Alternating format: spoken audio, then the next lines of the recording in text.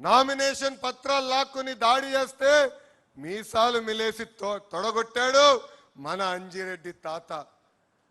అంతేకాదు ఏకంగా వైకాపా రౌడీల దాడిలో రక్తం కారుతున్న చివరి ఓటు పడే వరకు ఓటింగ్ బూత్ లో నిలబడారు మన మంజుల గారు.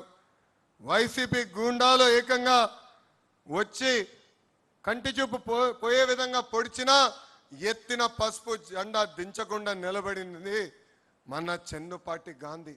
ఇలాంటి నాయకుల్ని మనందరం స్ఫూర్తిగా తీసుకుని తెలుగుదేశం పార్టీని ముందరికి నడిపించాల్సిన బాధ్యత ఉంది. కేసుల కోసం భయపడం, ఏనాడు వెనక తిరిగి మనం చూడలేదు. వేదికమైన అనేక నాయకుల్ని అరెస్ట్ చేశారు. మన అచ్చన్న గారు కానివ్వండి, కొల్లు రవి గారు కానివ్వండి, ఇట్లా అనేక మందిని అరెస్ట్ చేసి జైలుకి పంపించిన మనం ఎప్పుడూ వెనక్కి తగ్గలేదు. అందుకే వై నాట్ 175 అంటే చివరికి టీమ్ 11 మిగిలే పరిస్థితి ప్రజలే ఇచ్చారు.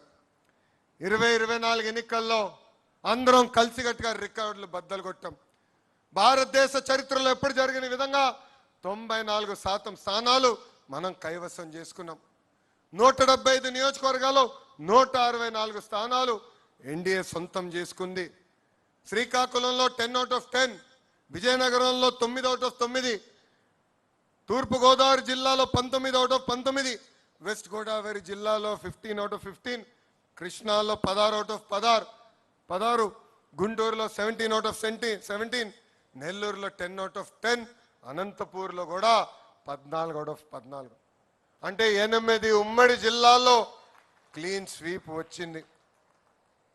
కడప జిల్లాలో కూడా 10 నియోజకవర్గాలకి 7 నియోజకవర్గాలు ఎన్డీఏ కైవసం చేసుకుంది.